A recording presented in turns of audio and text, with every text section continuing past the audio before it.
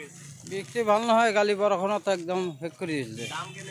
দাম কমি গৈছে, মালৰ দাম আগৰ দৰে নাই, দামটো কমি গৈছে। যি দামত বিক্ৰী কৰিব লাগে সেই দামত বিক্ৰী কৰিব নোৱাৰোঁ। লক্ষ্মী পূজাৰ কাৰণে যিখিনি লাগতিয়াল বস্তু সেইখিনি অলপ অলপকৈ কিনিছোঁ। তথাপিও এইবাৰতো জানেই জুবিন গাৰ্গৰ মৃত্যুৰ কাৰণে মানে খুব এটা উৎসাহ উদ্দীপনা মানুহৰ মাজত নাই। তথাপিও পৰম্পৰাগতভাৱে যিখিনি কৰিবলগীয়া সেইখিনি কৰিম বুলি ভাবিছোঁ। বজাৰত ওলাই আহিছোঁ, অলপ অলপকৈ কিনি আছোঁ, কি কিনা যায় দেখা যাওক। পৰম্পৰা যিহেতু পৰম্পৰা ৰক্ষা কৰাৰ কাৰণে মানে আমি যিহেতু আগৰ পৰাই পৰম্পৰাগতভাৱে আমি পালন কৰি আহিছোঁ, গতিকে এইবাৰো নিশ্চয় পালন কৰিবই লাগিব। আৰু উৎসাহ উদ্দীপনা নাই যদিও নিজৰ ছেটিছফেকশ্যনৰ কাৰণে, নিজৰ সন্তুষ্টিৰ কাৰণে বা হেৰিৰ কাৰণে আমি কৰিবলগীয়া হয় আৰু সেয়াই আমি কৰিবলৈ মানে প্ৰস্তুত হৈছোঁ এতিয়া।